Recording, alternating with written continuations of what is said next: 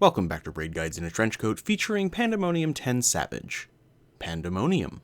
In darkness blooms the spider. Pandemonium!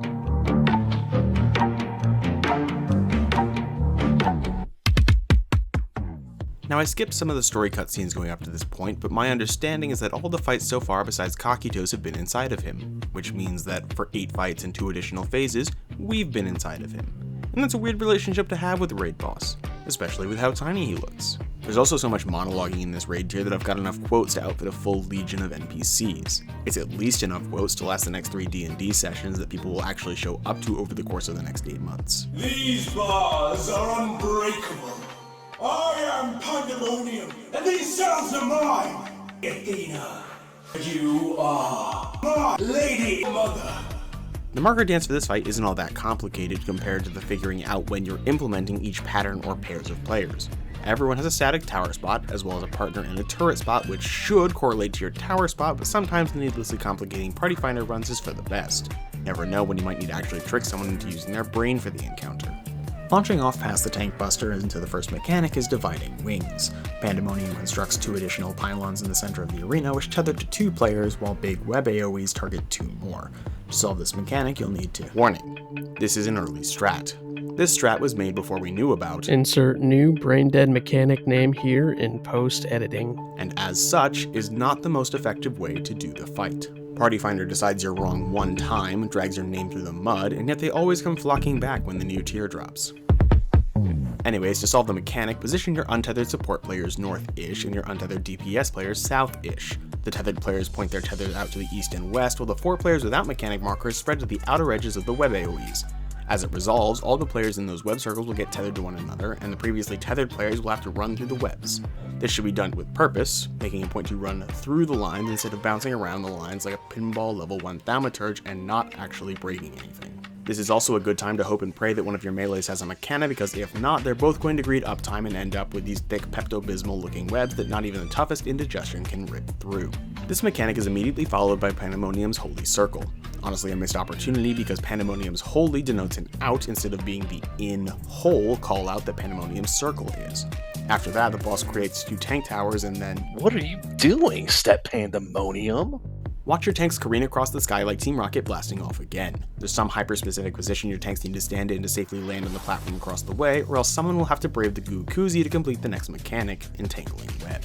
No one will immediately keel over if the mechanic isn't done correctly, but the idea is that 1 DPS and 1 healer will have to dock with their corresponding tank to build a surprisingly sturdy bridge across the poisonous wastes between the 2 tether points. The DPS with the web docks on the right, the healer docks left. Just about any time we're talking about DPS and support splitting off, those are the sides that they'll take. The foreshadowed death will come later when one of the bridges doesn't exist for a future mechanic that requires a lot of space, namely Silk Spit. But first, towers. With the bridges made, everyone can cross back to the main platform and take the tower spots that they pinky promised they would take at the beginning of the lockout. With the towers landed, they'll all launch into some form of attack, either a Limsa Laser Light Rave or the iron bars of the horny prison that all of Balmung belongs in. Hop out of prison and jump into the rave, or just kind of meander between them depending on what's around you, because you are not going to be given enough time to be indecisive.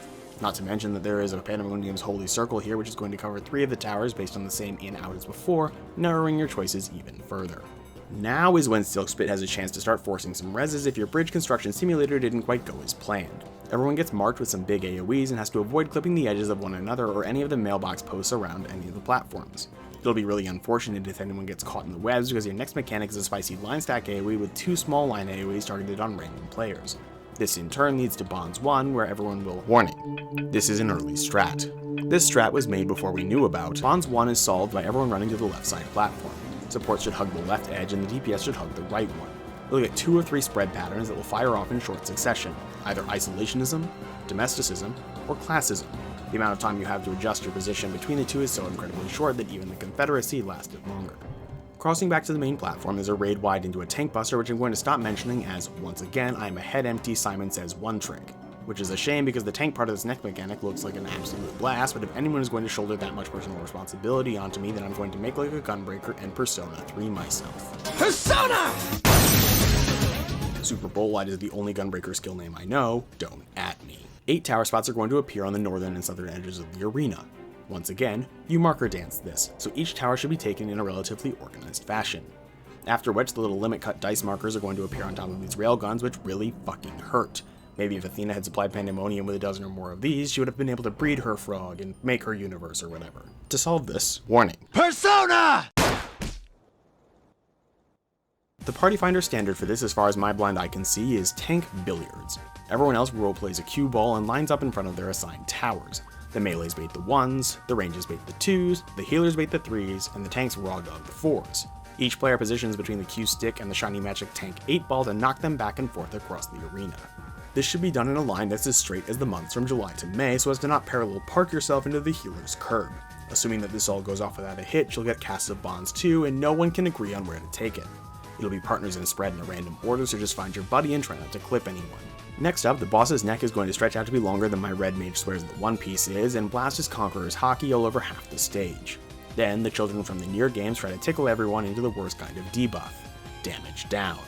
I had 3 different parties hit 1% in rage before I finally got my first clear, so these little shits are absolutely no joke. Following that, Step Pandemonium strikes again, which means another round of bridge building. This time, the Silk Spit casts immediately following the bridge building, so you'll get a whole mess of webs to contend with before the towers threaten to drop down like before. This part is all the same as before. Dodge going directly to Balmung Jail, and then you'll have to contend with Bonds 3. Bonds 3 is the Widowmaker of Pandemonium, the Reaper of Pandemonium, the Basement Bubba of Pandemonium, the Yumi of Pandemonium. So you'll get a roll stack and spread debuffs pretty early on in the towers process, and then after the Holy Circle goes off, the boss rears his ugly head out again and marks half the arena for decontamination. The first of your spread stack mechanics will be done in the safe half of the arena, in generally the same configuration as if you were doing Bonds 1 on the side platform. Then, the little shits come back and you'll need to do the other mechanic. The problem here is that the first time these little light beams go out, they do damage, but not enough to seriously injure you, so you only need to worry about the damage down. But because you'll be taking a pretty spicy magic bomb of a hit on top of that, standing on top of the lines or Bond 3 will give you the spiciest damage down of all. A death. And death rarely ever only claims 1 here. When in doubt, for roll stacks you can always just sacrifice whichever player has the stack debuff and hope for the best. If you can get through this without a healer LB, then you stand a surprisingly decent chance of seeing Enrage, provided you don't fuck up High Bridge concept. Do your reses fast because here comes Dividing Wings 2 and the animation lock here is a bitch. This time the 2 tethers are going to appear on the 2 side platforms. Everyone splits DPS to the right and support to the left unless the DPS is tethered to the left, in which case the tether people should switch and go to their actual tethered platforms. Someone is going to get one of those stacked web circles, and the other 2 players need to spread out far enough to not make those pink Pepto-Bismol webs. As soon as those casts go off, the tether person needs to free the webbed people and get everyone back into the middle before the sucker of a low HP DPS player who has 3 stacks of his gut punch of a dot gets absolutely shredded. Heal up, and now it's time to change your stance on foreign policy. Instead of building bridges, now we're making walls. But really, it's up to your team if you want to build walls like America or like any other country with a slightly more realistic civil engineering department.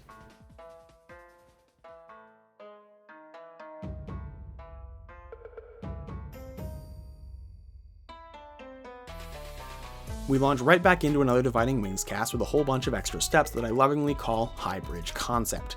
It's like the 10th 8-man check of this fight, which is absolutely absurd.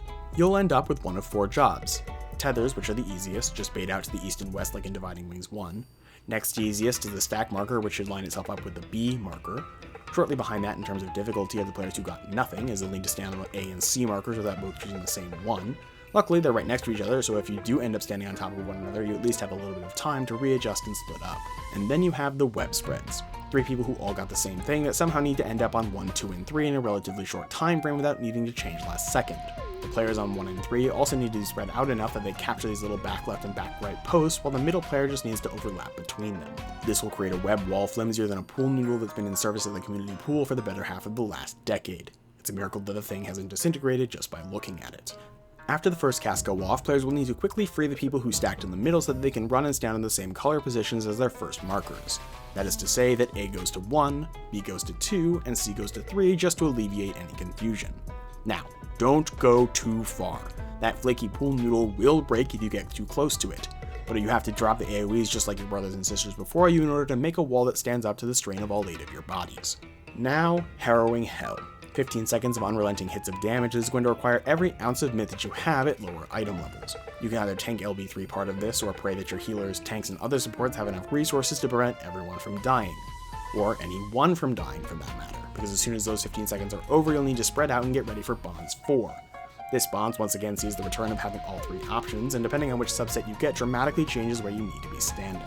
If you're seeing a roll stack on the horizon, split left-right like you did for bonds 3, and if you're seeing partners, then get to your turret positions, or whatever other positions you set, but usually turret spots ends up being the way to go. Then it's just spread or partner or roll stack as your countdown directs, and then you're in the home stretch. They say Step Pandemonium comes in 3s, but you're all 10s in my eyes, so instead the tanks will get yeeted one last time and you'll make the bridges once more. After the bridges are built, group up beneath his chin for a mechanic that happens really early on in the normal fight despite being some 9 minutes into the Savage one. Parted Plumes is a rotator, and you just need to find where the rotator begins and stand on the correct side of it before chasing the explosions.